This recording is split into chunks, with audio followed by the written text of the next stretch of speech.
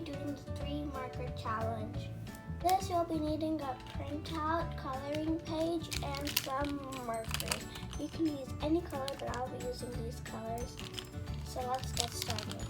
I mix my colors in a random order, so now I'm going to close my eyes and choose 3 colors. So I have chosen light blue, red, and dark blue. So let's get started coloring.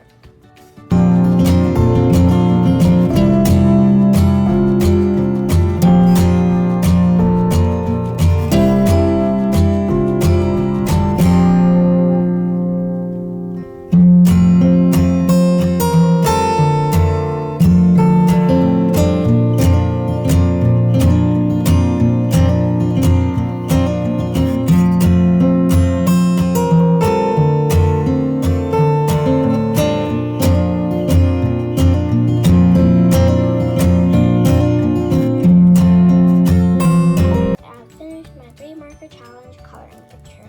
So I have used the colors red, dark blue, and light blue. If you guys like this video, like and subscribe. I'll see you guys later. Bye!